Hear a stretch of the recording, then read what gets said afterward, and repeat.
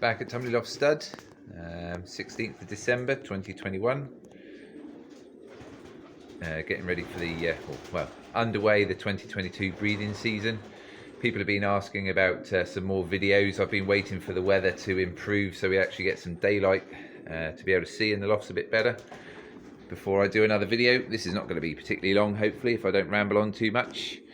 This is one of the sections that was paired up on the 1st of December, so last night was 15 days after being paired, and as you can see, they're all on eggs. Bar this one pair here. She didn't lay last year, 2016 hen. Don't know why she didn't lay, but she's got one more chance this year. See if she'll lay. So one of the dodgy ones. This pair down here, number 10, they took ages to pair up, but as you can see, she's down on eggs now as well. So a few little pointers about breeding and that. What you can do, especially for novices, is for those that don't know. Pigeons, the hens generally lay in the evening, late evening. So obviously with our lights coming on early in the morning, they lay a little bit earlier in the day. But if they're in natural light, then they lay in the evening. So if you want to go checking or doing anything around them, it's best to do stuff in the morning if you can, because you don't want to be messing about with birds, the hens or the nest bowls when they're due to lay in the evening. They lay their first egg and then there's a day in between that and the second egg. They should start incubating when there's the 2 eggs there. So another little pointer as well is you can see these have got nice nests now. This one up here I showed you a few days ago, he sits very tightly in the bowl, so I've actually put a clay bowl with a nest felt in there because he sits so tight that he's been squashing eggs and that, and he is, well, what's he going to be, 9 years old this in another month, so not so good on his legs anymore. But you can see some of these have got really good nests. None in here. I'm in the wrong section. I shall pop over to the other one. But there is a disadvantage about them building massive nests, that the eggs can roll out. And this happened to this cock down here. Especially when both of the pair try and get in the nest together. So you have to keep an eye. We'll go in this section over here on what they're doing. And there's one over here which is a great example of the nest that's too big in my opinion. You can see this pair have gone absolutely mad, and what can happen is if you let them keep building and building, they'll just build it up so high that the top of it becomes flat and the eggs will just roll off, or babies. So the best thing you can do about that is to just take the top layer off. I won't mess about with him on the nest there because he's sat there at the moment. But what I do when I've got pigeons like this and you can see there's straw everywhere, I shall look for a nest bowl. Not that there are any in here too much. This pair haven't paired. It's a yearling hen, she doesn't want to pair at the moment. So what I would do is take the top off of that nest and then put it in here. One, that encourages this pair to use that bowl because the hen thinks the cock started building a nest. Also, it then takes the top off of that other bowl, sorry, the other nest, to make sure that the eggs don't roll out. So that's something that you can do. But again, I do all of this when I feed in the morning because they come off the nest naturally then because they want to get fed. And that gives you the opportunity to look at the eggs, look at the bowls, and do any little bits and pieces that you need to without disturbing them. Also, that's when I check to see if they've laid or not, because when they come off the nest you can see whether there's eggs there or not. And I always note down when the first egg is laid, because if they've only got 1 egg in there, then generally it means it's the first egg that they've laid. Some might, because of their age, only have the 1 egg, but the majority have 2. So always note down the date of the first egg that's laid. Again, this is done in the morning. I shall start candling these eggs in a few days. These are again another section that were paired on the 1st.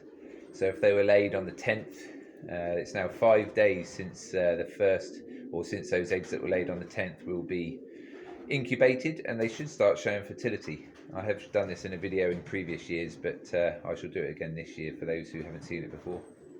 But again, this is all in the morning when you do the feed, so you make sure that the birds are generally off the nest going for their food. You can candle the eggs and do all these bits and pieces without actually disturbing the pairs. Again, in here we've got like I say, that hen there, she's a yearling, just doesn't want to pair to him. This hen here is only laying the odd egg now and then. She's 9 years old, and yeah, she's last year she started faltering. But you can see nice nest made and everything. So also about recording of the information of your birds, I thought I'd show off my computer skills a little bit. We used to, oh look, you get a nice reflection of me holding the thing, mobile phone, so you can see it's all done on a mobile phone. It's gone to sleep. Used to record everything in a book, hardback book with lines in it, but now I've gone all digital the last couple of years. Last year, whilst moving, I decided it was a great idea to go all digital with this recording. This year I've improved it a little bit more. So I try and record as much information as possible, basically. Let's just see. There we go. So this is the new system. I've automatically got a pedigree here, which is generated when I type in the right information, but I'm sort of not really interested in showing you that too much. That's the pairing of this pair. So we've got a brother of Quantum paired to a daughter of Quantum. So you can see this is the parents that we've actually got paired in this box. But this is the information I want to show you up here. So we've got ring number, colour, the rung when the pigeon was rung, the weaned, date, sex, status and information. Status really won't matter to you, that's for us, for people that purchase. So whoever purchases these birds, their name will go in there, so we can always relate back to who's had what, if anything gets lost or reported or whatever else.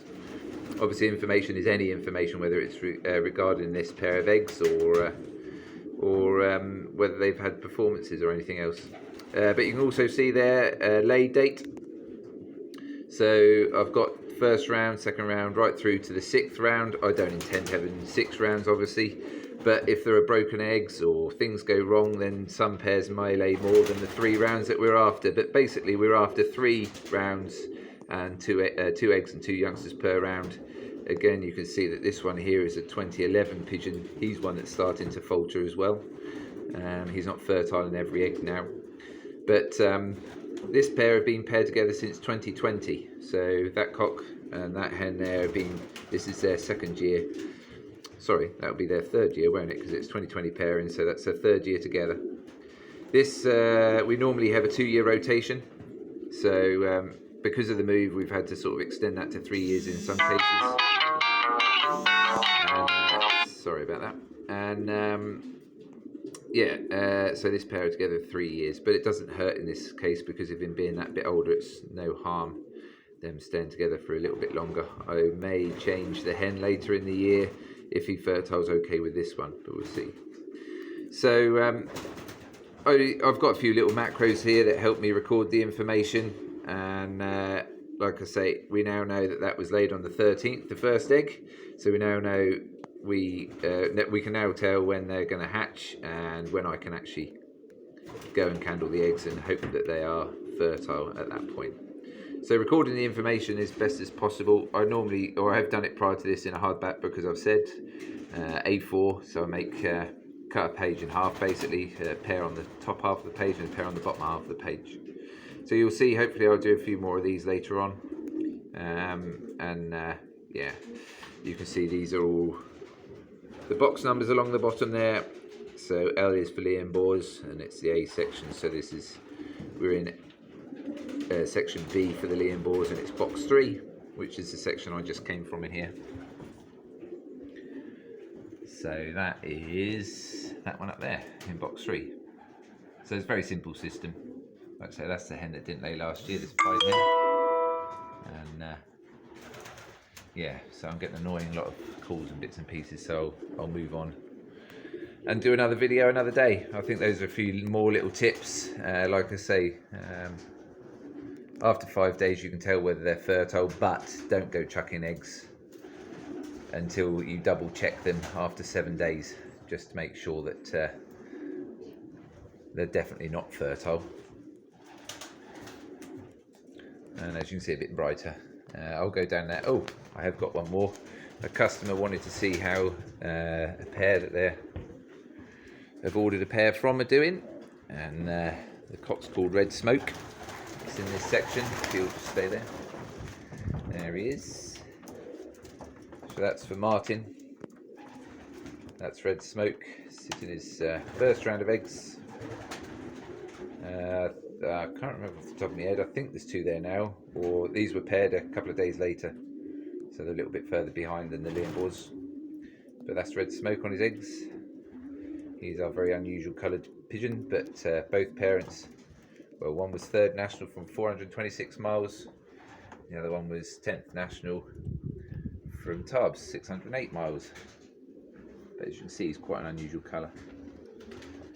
He's changing his colour year after year, so if you actually have a look at our website and search Red Smoke and the stock birds, you'll see his completely different colour to that on the image we've got when he was a lot younger. 2016 pigeon. And he's not a bad breeder. He's bred top 100 in one loft races, Tenerife and others. So there you go. That's today's little video. If there are any questions or people want us to have a look and perhaps explain other things or ask bits and pieces, I'm happy to do it on the videos anyway. But a short video has turned into more of a longer one with more rambling. Anyway, hope you've enjoyed it.